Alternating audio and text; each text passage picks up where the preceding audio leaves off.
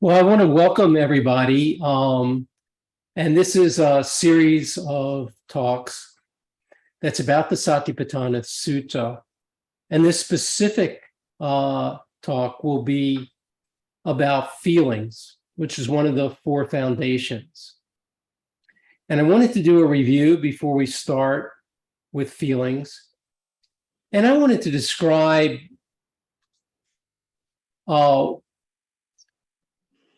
what the Satipatthana Sutta, the goal in a different set of words, a different language, a different explanation. But what I see happening with the Satipatthana Sutta,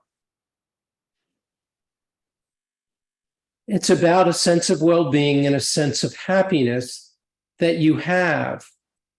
And I describe it as an unafflicted awareness, which increases agency. And this is what I feel that I'm experiencing by doing the practice. First of all, afflicted, I want to define what I mean by afflicted. And the affliction that I see happening and that I see diminishing is the affliction caused by thoughts and emotion. Thoughts drive emotions, drive the blood pressure, make me feel bad. It's an affliction. And it's always caused by some external circumstances. Things aren't going well. But then I am afflicted by those circumstances with thoughts and emotions. And unafflicted would be a state of mind where these thoughts and emotions are no longer there, and I'm feeling a sense of peace, well-being, confidence, and calmness.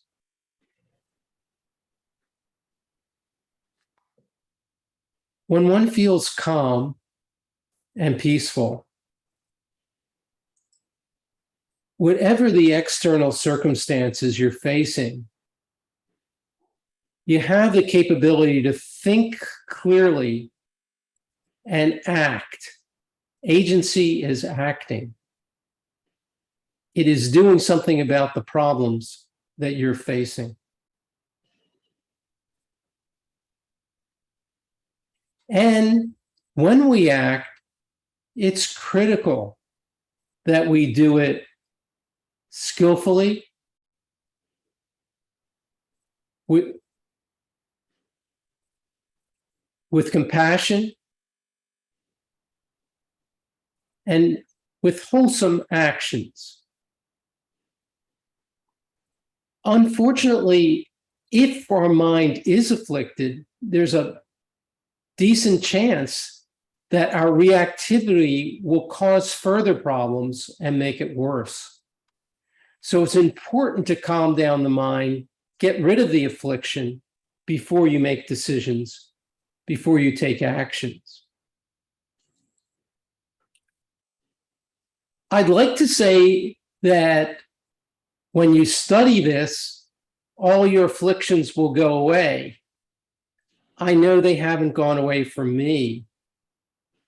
But what has happened, and what I think is possible for everybody in this class, and what has happened for a lot of people describe this that are in this group right now, is that when you notice afflicted emotions, afflicted thoughts, when you become aware of them, they lose their energy. They'll keep, and then you can change how you react. And what I see happening over a long period of time is I catch it earlier and earlier, and I'm less and less likely to react. But I don't see it subsiding. And in some ways, I see it more because I'm much more aware of it. I've become, with mindfulness, you become aware of when you're afflicted. But over time, I've also seen that I am less reactive, and I really appreciate the meditation practice. And now I'll go to the next screen. I'll leave it up for a while, but this is essentially what I've said, if you'd like to read it over.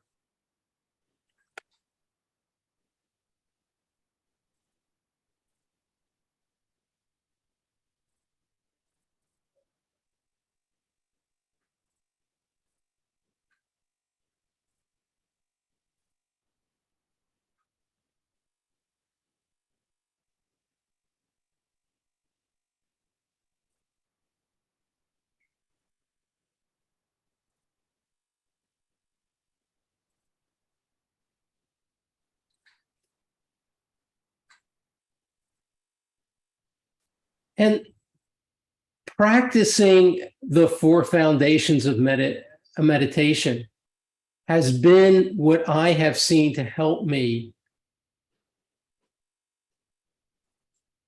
avoid afflicted emotions. And what are the four foundations? We have discussed earlier the body. And to me, contemplating the body has had two benefits. First of all, the more that I am aware of my breath, breathing in, breathing out, if I can keep my mind on that, there's no room for the thoughts and emotions. And it stops right there. It doesn't start. If I'm not focused on my breath and circumstances change and they're negative, my body will get triggered. But a warning sign to me is when I have a tight chest. I know I've been triggered. I know I have to get recentered. I know that I have to get my attention back on the breath and calm down before reacting. Sometimes I can notice when something happens, whether I feel pleasant or unpleasant feeling, I notice that happen. I can be walking down and I see someone carrying a piece of cake and it triggers desire. And I notice the feeling. And as soon as I am conscious and aware of the fact that the feeling has been triggered, the cake loses some of its energy. I know I'm reacting the way Pavlovian, like a dog does. I'm just going after things. And it gives me a chance to think, do I really need to follow that desire? Sometimes I'm not able to stop it, the desire or aversion, through just the feeling. But then I notice hatred and anger, which were triggered by feelings, unpleasant feelings, or desire and craving, which are triggered by pleasant feelings.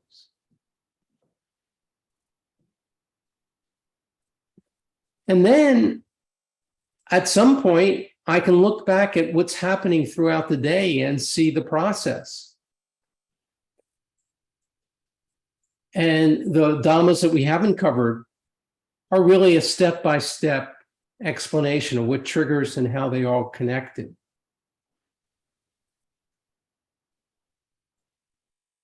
And how do we contemplate? How do we be mindful? We have to be diligent. And I know when I'm meditating, there are times when I'm bound and determined to keep my mind focused on my breath. And there are times where I'm just kind of, well, I'm meditating and just not really have that determination.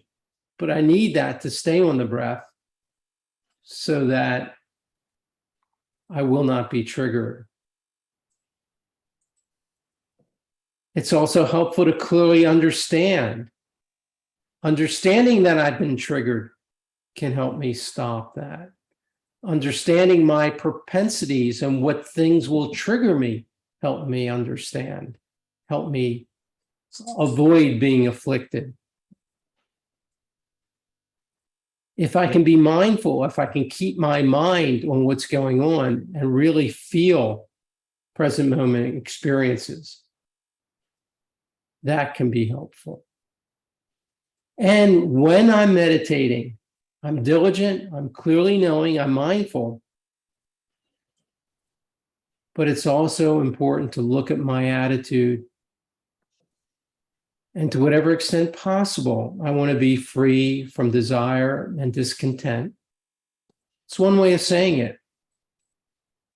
Another way of saying it is I want to be unafflicted by thoughts and emotions. Another way of saying that is a sense of well-being, confidence, and happiness. And am I experiencing that? And just getting back and focusing on the present moment experience of my breath brings me back to that point whenever I'm able to do that diligently for a long enough period of time. And the benefit, if we contemplate that way, we will be free from desire and discontent. And we'll have the unafflicted awareness that allows us to respond in an effective, wholesome, compassionate manner to whatever we're facing.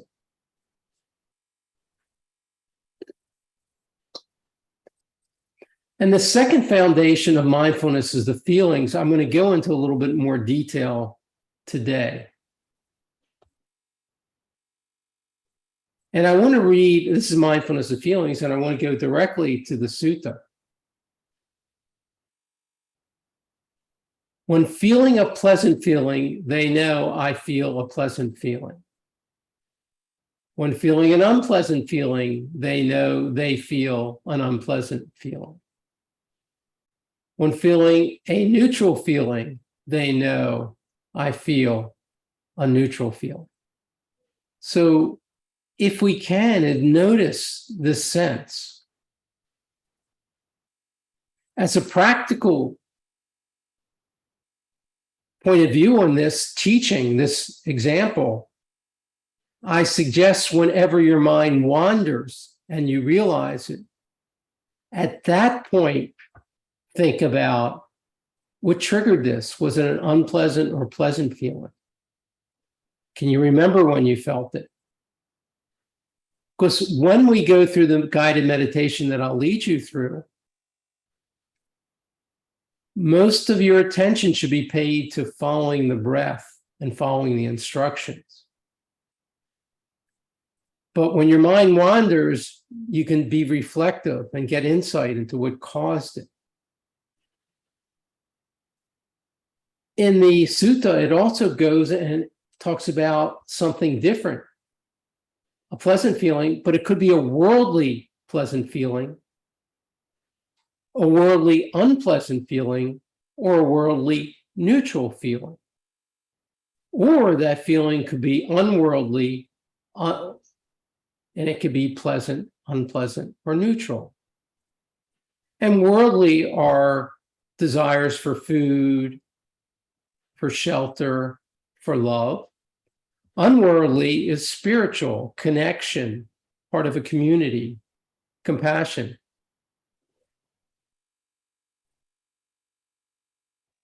Now I want to talk a little bit more about feelings. And what is fairly obvious is pleasant feelings trigger craving. Unpleasant feelings trigger aversion. And neutral triggers delusion. And it's more like just a sense of lethargy, and also not a real understanding of whatever your experience is going to come and go. A sense of impermanence. And feelings are the first step in that chain of events that lead to thoughts, lead to emotions. And if you can ever catch your mind at that feeling stage, you can more easily stop it. And the feelings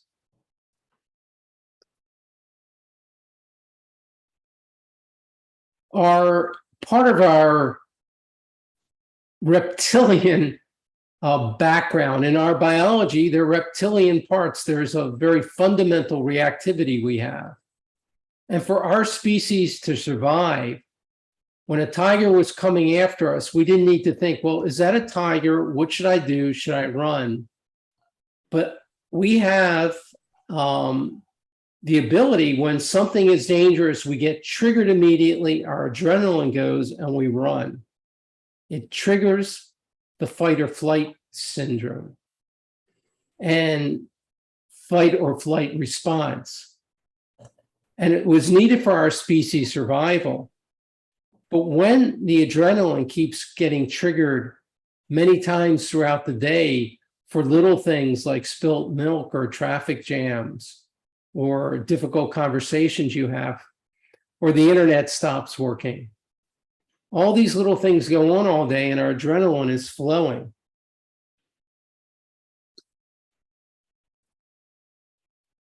One other subtlety about feelings is the question whether they are worldly or unworldly.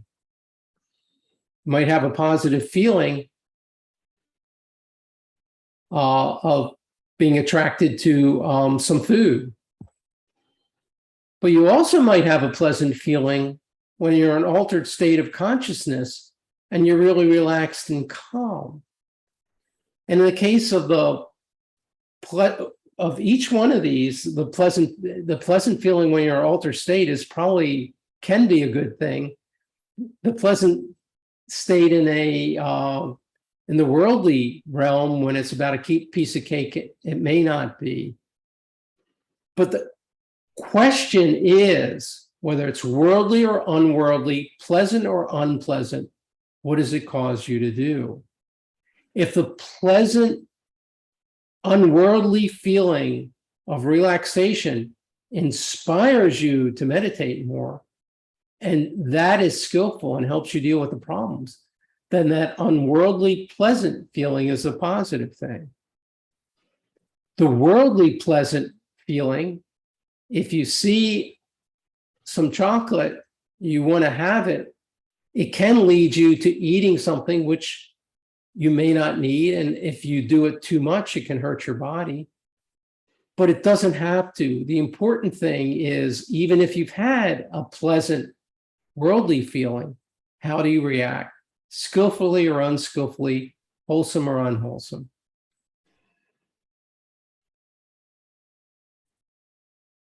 And for us to do the right things, it takes discernment. We need to be thoughtful about everything we do and how it impacts us and our environment and other people. And in the Four Noble Truths, 3 of the Four Noble Truths are about things, right speech, right action, and right livelihood, are 3 of the 3 of the Eightfold Path. And these are things that we are responsible to ourselves and to other people. This lays a foundation for our own happiness.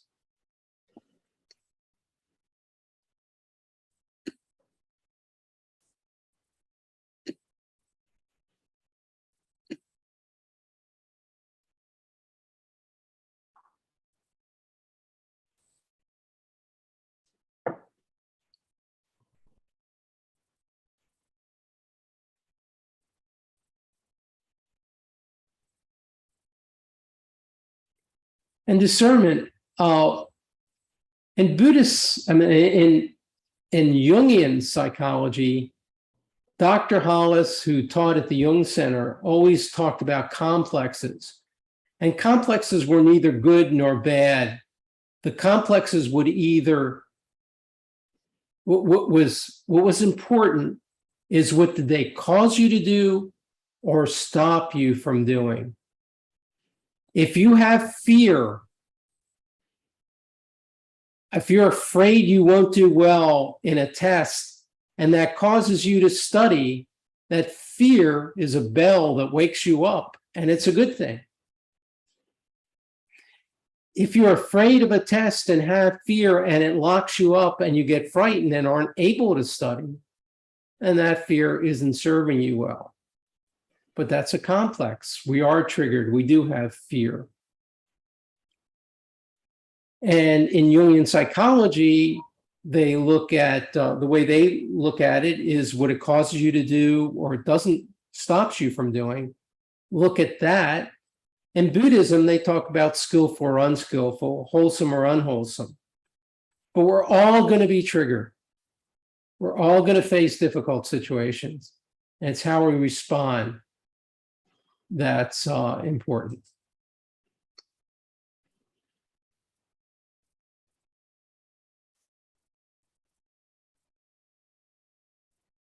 And if we can consistently respond skillfully and wholesome, these actions usually lead to solving the problems in our own happiness. Unskillful, unwholesome reactions often lead to our own unhappiness. On the other hand, when we're put in difficult situations, we're going to make mistakes, we're going to do the wrong things. But consistently, we need to not judge ourselves and label ourselves. We're not bad people. We may sometimes do unwholesome actions. But if we start thinking we're bad and we beat ourselves up, I'm no good, that will cause us to do other things. It triggers negative thoughts and negative emotions that wind up hurting us.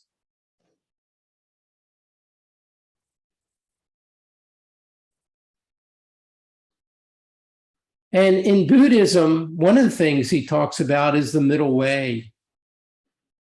When we feel anger, there's a middle way, not to indulge it, not to get self-righteous, not to get angry, not to scream and yell, not to indulge it, but not to ignore it either, not to suppress it. And there's a middle way of handling these emotions. And we need to have the discernment to figure out anger can drive you to doing positive things for yourself and for society, or it can drive you to do reactive things that hurt yourself or hurt others.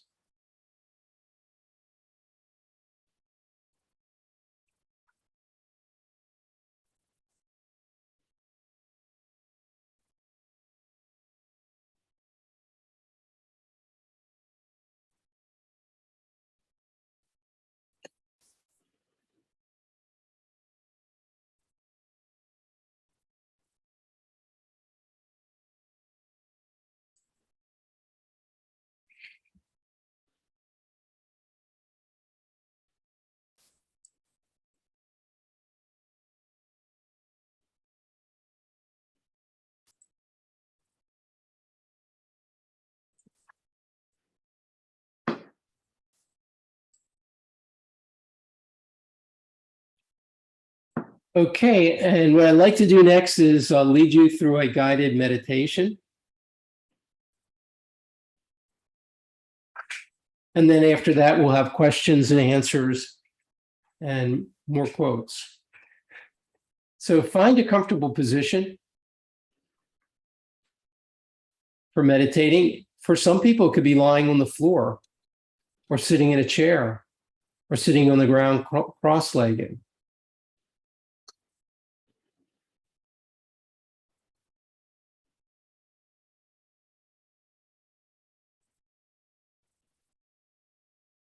And if you'd like to, it can be helpful to have the feet flat on the floor.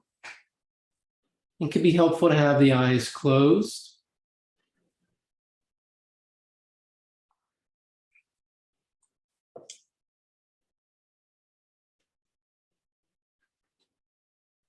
And start out counting to 3 as you breathe in and count to 3 as you breathe out.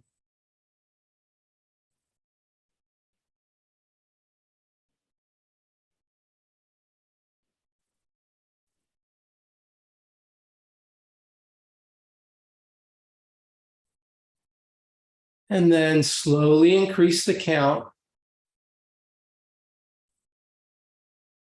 Breathing a little bit deeper, a little bit longer, but never strain yourself or go above the count of 10.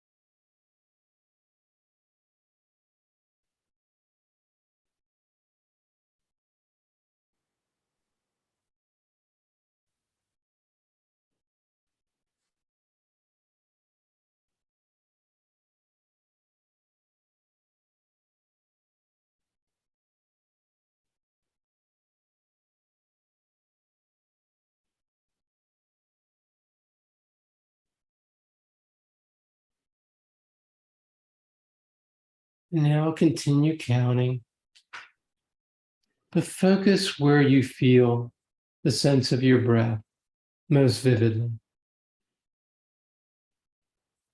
For some people, it'll be in the nostrils. For some people, it may be in the chest. And for some people, it may be the belly button.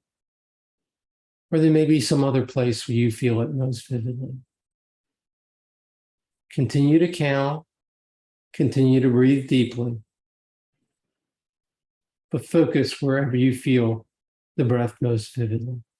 And get the felt sense of what the breath is like.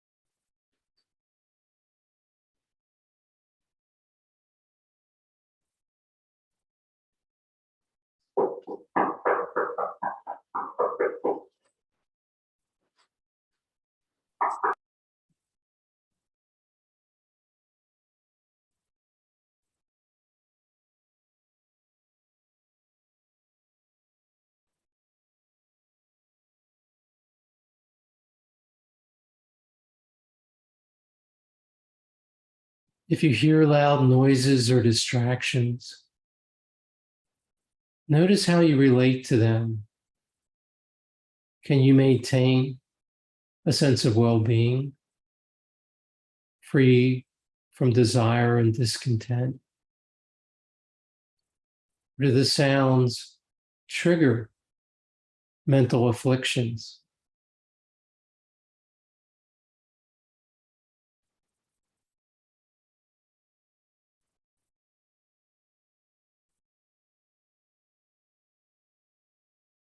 And now stop the counting. Continue to breathe deeply and just have the felt sense of the breath.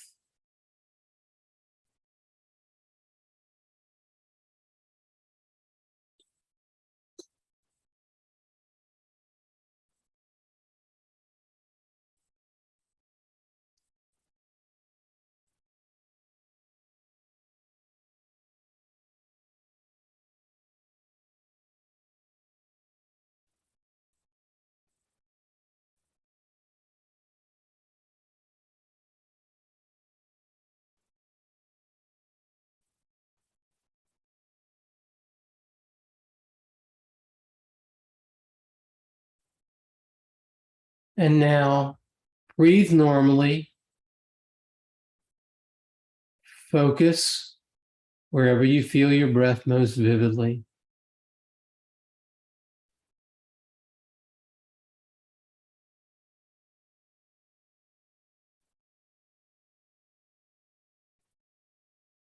Be diligent.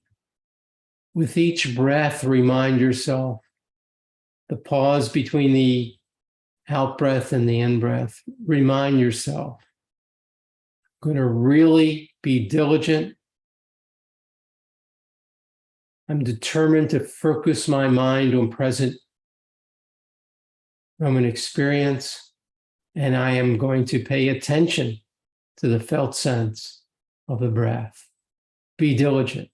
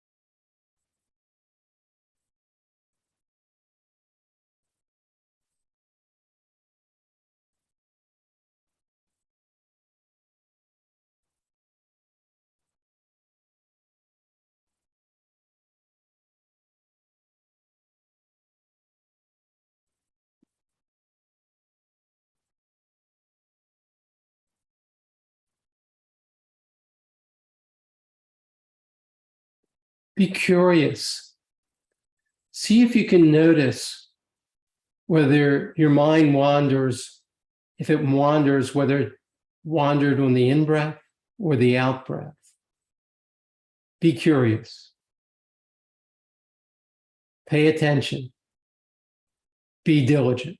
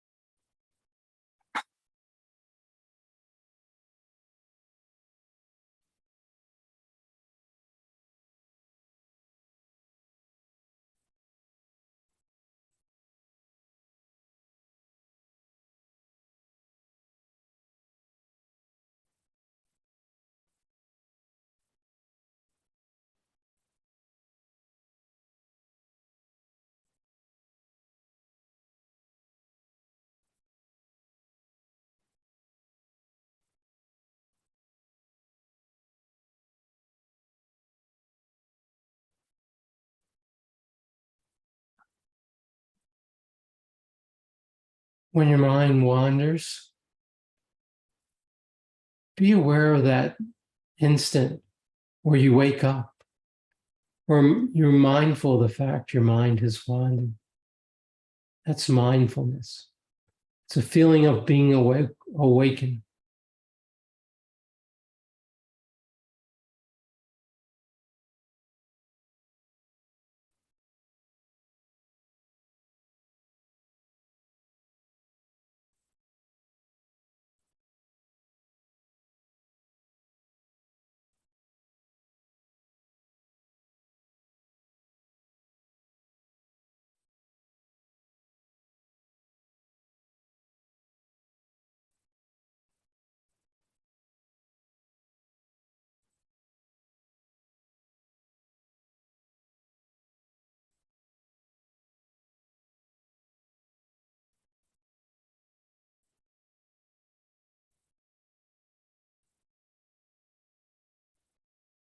The next time you wake from a thought, what triggered it? What feeling? Was it pleasant, unpleasant, or neutral? What's the state of your mind? It's hatred and anger, desire or craving, or lethargy.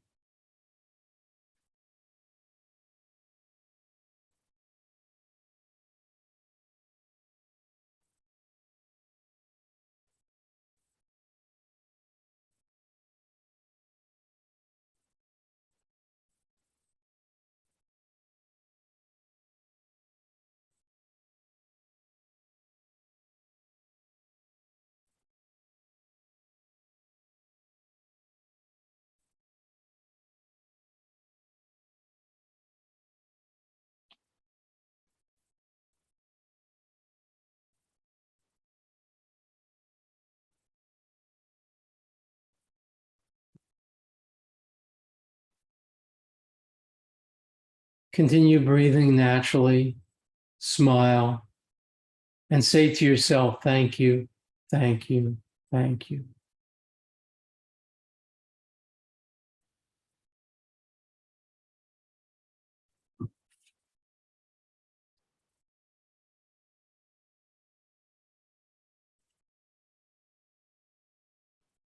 And think of all the things you're grateful for and all the people you're grateful to.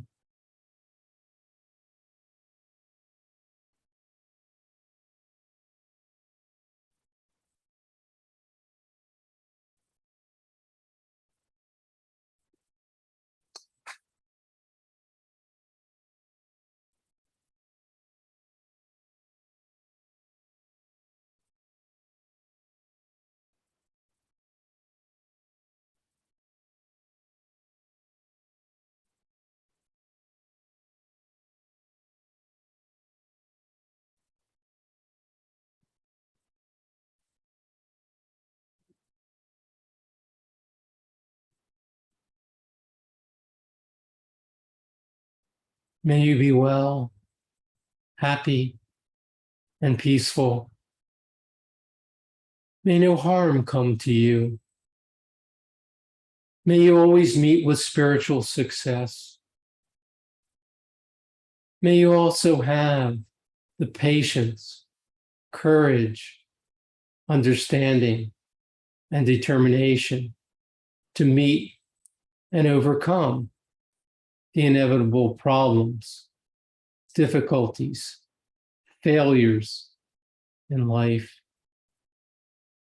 May you rise above them with morality, integrity, forgiveness, compassion, mindfulness, and wisdom. We'll close this meditation now. Stretch out if you'd like to. And I hope you have a wonderful rest of the day.